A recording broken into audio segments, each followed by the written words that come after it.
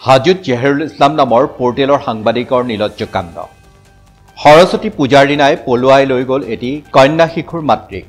সাংবাদিকতাৰ আ ক খ নজনা লোকেও নিশাৰ ভিতৰতে হৈ পৰিছে তথাকথিত সাংবাদিক। সুন্দৰী যুৱতী বিচাৰি সাংবাদিক ঘূৰি ফুৰিছে বিদ্যালয়ে বিদ্যালয়ে, কিন্তু সুন্দৰী যুৱতী নাপায়। এইবাৰ সৰস্বতী পূজাত হাজোৰ এটা পৰ্টেলৰ সাংবাদিক জেহেৰুল ইছলামে পলুৱাই লৈ গ'ল এগৰাকী কন্যা শিশুৰ মাতৃক। এইগৰাকী লম্পট চৰিত্ৰ পৰ্টেলৰ সাংবাদিক জেহেৰুল ইছলামে ১ নং ভেলকৰ হস্তাৰঘাট কুদ্দুছ আলীৰ পত্নী হাদিমা খাতুনৰ সৈতে দীৰ্ঘদিনীয়া প্ৰেমৰ অৱসান ঘটাই নিশাৰ ভিতৰতে পালেগৈ নামনি অসমৰ ধুবুৰী।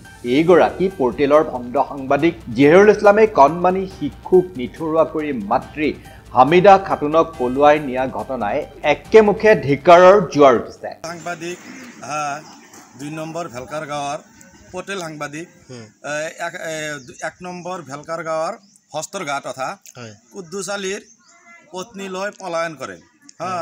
আমি শুনামতে বিলাহীপাৰা যাই কেনে তাতে কোৰ্টত যাই কেনে ডাইভৰ্চ কৰিছে আৰু তাতে আছে।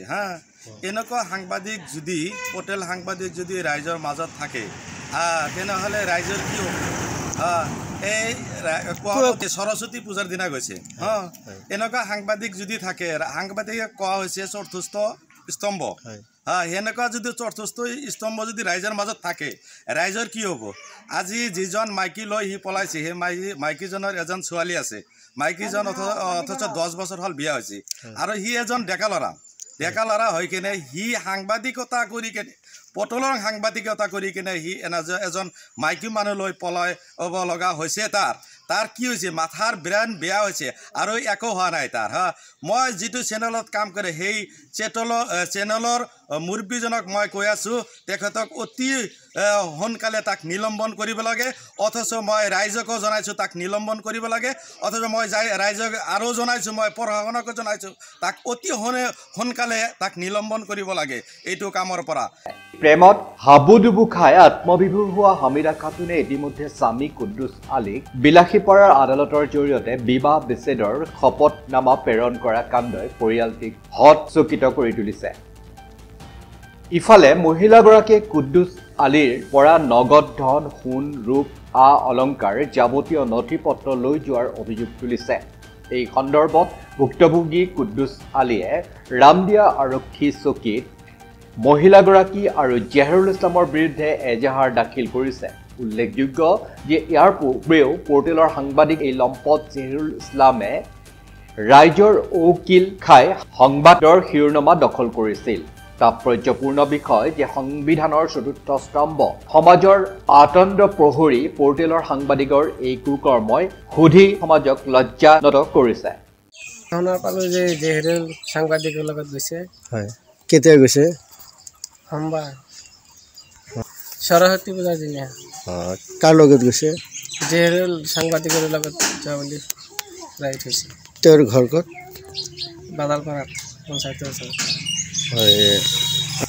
নাম হামিদা খাতুন। কিহৰ কাৰণে গৈছে গম পোৱা নাই। মোক আৰু মোৰ ছোৱালীক মই দোকানত যাম আৰু ছোৱালীটোক কৈছে তোমাক খুৰাৰ ঘৰত লৈ যোৱা। যাব খুজি আছে, তাক ঘৰত লৈ যোৱা। পিছে মোক আৰু ছোৱালীটোক আগবঢ়াই দি পেলাই ঘৰত গুচি আহিছোঁ। ঘৰত গুচি আহিলে মইতো আৰু গম নাপাওঁ কি কৈছে না কৈছে। মই দুপৰীয়াই ফোন কৰিছোঁ, ফোন কৰাৰ মোবাইল ছুইচ অফ কৈছে। এতিয়াও ছুইচ অফ? এতিয়াই ছুইচ অফ। এতিয়া কিবা সম্ভেদ পাইছে নেকি? সম্ভৱ পালোঁ, ঘৰৰ পৰা কৈছে যে সেই ভাইটি মেলে গৈছে ধুবুৰী চাইড গৈছে বুলি কৈছে। ধুবুৰীত গৈছে? ডিভৰ্চ কৰিছে। কেতিয়া কৰিছে ডিভৰ্চটো? 3 দিন ৰাতি ডিভৰ্চটো চব কথা। হয়, এতিয়া আপুনি কি বিচাৰে? মই বিচাৰোঁ মোৰ বস্তু পাতি কিলা লৈ গৈছে, পইচা লৈ গৈছে। কিমান টকা লৈছে? টকা ঘৰত আছিল আপোনাৰ 30,000 মান, আৰু ধাৰত দিছিল সেইগিলা উঠাইছে। আৰু এক জেগাত পইচা আছিল 23,000, সেইখিনি উঠাই লৈ গৈছে। মুঠৰ পৰা কিমান টকা লৈছে? মুঠৰ পৰা আপোনাৰ 30 আৰু সেইফালে 23 গৈছে।